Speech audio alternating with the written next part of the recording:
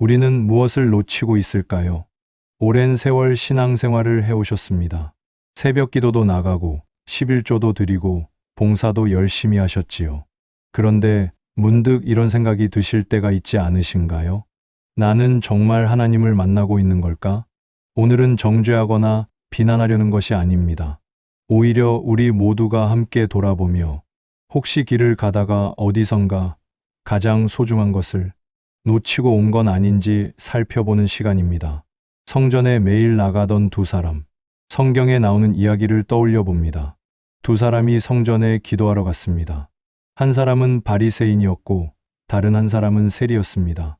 바리새인은 평생을 하나님을 섬기며 살았습니다.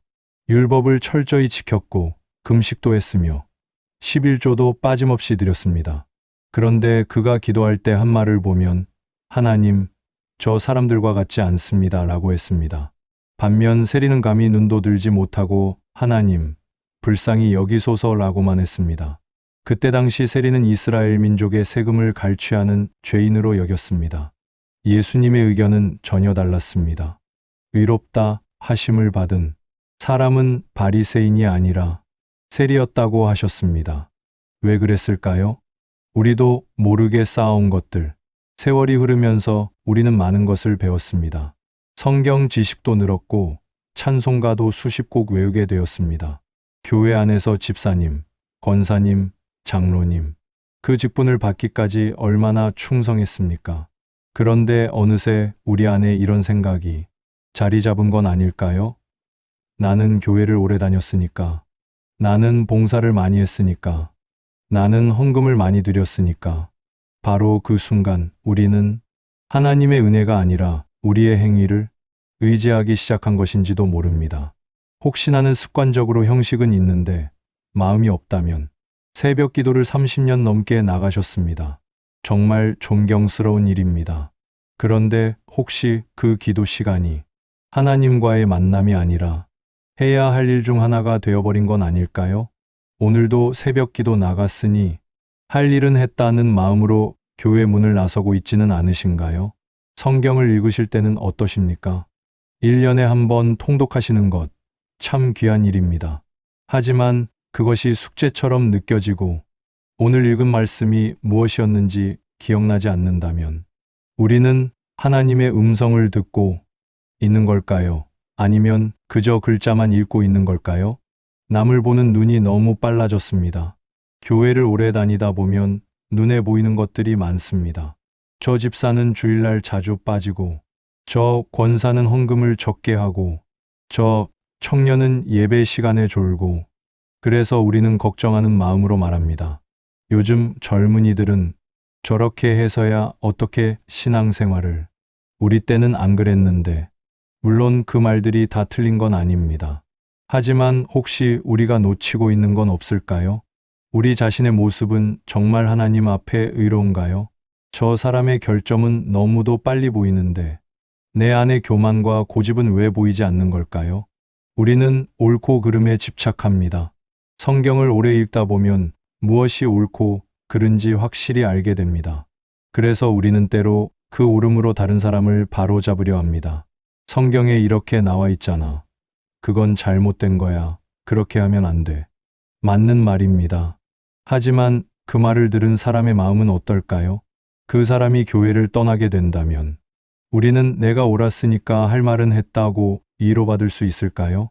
예수님은 가늠하다 잡혀온 여인에게 뭐라고 하셨습니까? 내가 잘못했다고 하시기 전에 나도 너를 정죄하지 않는다고 하셨습니다. 우리는 혹시 정죄는 빠르지만 용서는 느리지 않습니까? 두 얼굴을 가졌나요? 교회에서 우리는 참 선합니다. 미소 짓고 악수하고 은혜 받으세요. 인사합니다. 기도 제목을 나누고 서로를 위해 기도한다고 말합니다. 그런데 집으로 돌아오면 어떻습니까? 혹시 직장에서는 어떻습니까? 배우자에게는 짜증을 내고 자녀에게는 잔소리를 하고 직장에서는 세상 방식으로 결정합니다.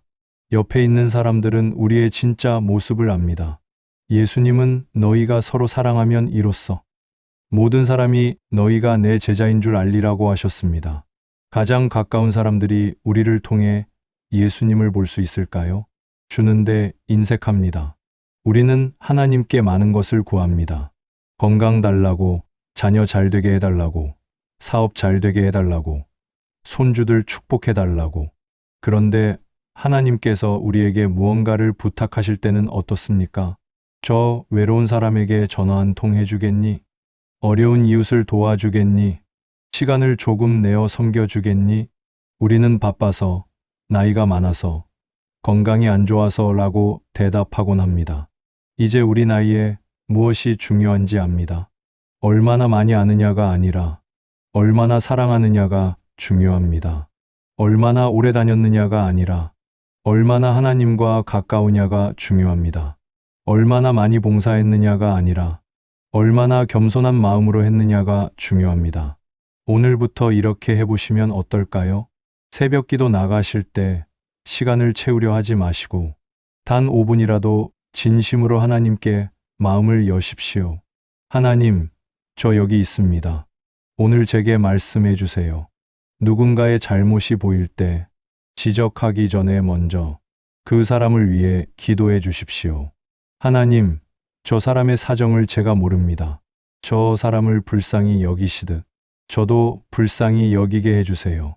집에 돌아가실 때 가족에게 먼저 따뜻한 말 한마디 건네십시오. 오늘 수고했어. 사랑해. 고마워. 아직 늦지 않았습니다. 우리가 지금까지 해온 신앙생활이 헛되다는 게 아닙니다.